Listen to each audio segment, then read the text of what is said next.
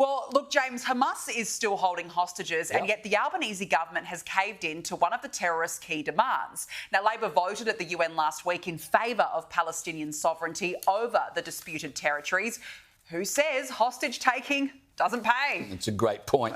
Anthony Albanese promised before the election there would be no change in our bipartisan Middle East position if he was elected PM. Well, he was elected PM and he's reversed our Middle East position 5 times in 2 years. There's a number of problems with this decision at the United Nations, not least of which we found out after the rest of the world. Our own government didn't tell us they were reversing what had been a bipartisan policy for years. They told the world and then we found out. That's a cowardly, gutless government.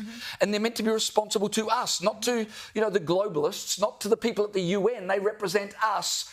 Why are we finding out after the event? It's not just that, though, but you are rewarding terrorists. Correct. When you start to give them the things they want. And that doesn't encourage peace. It only encourages more violence in the Middle East because Hamas, Hezbollah and others like them learn if you just keep pushing, Western governments will eventually give in to you. But there's a more domestic application to this instance, and it's this, that they endanger Australians because they are teaching terrorists that the Australian government will ultimately cave in to what you want if you just stand your ground. And so that endangers all of us because the world is a dangerous place. It certainly You'd like to think you've got a government who know how to stand their ground. Well, the only people applauding this decision would be the Hamas terrorists in the tunnels of Gaza right now.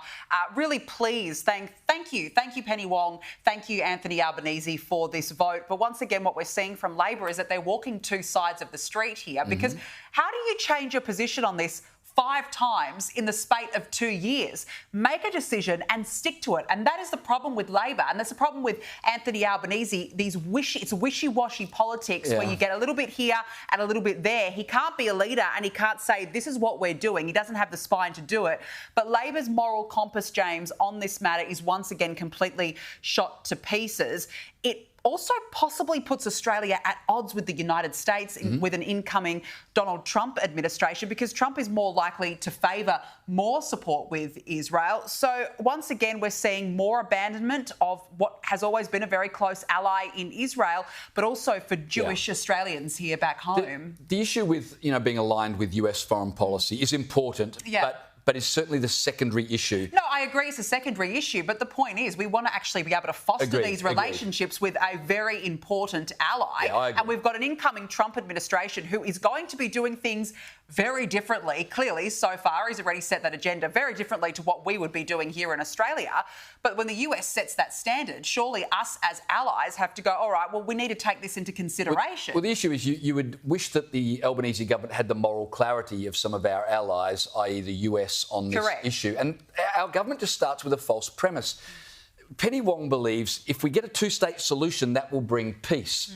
No, that will only encourage those who want to destroy Israel and have said so continually to keep going. First, you need peace. You need those who want to destroy Israel to say, we no longer hold that position. We agree Israel has a right to exist. From there, you can have a 2-state solution. Well, Hamas only wants 1 state. Let's not forget. And that's why a 2-state solution is a recipe for Israel's demise, not for peace in the Middle East. Correct.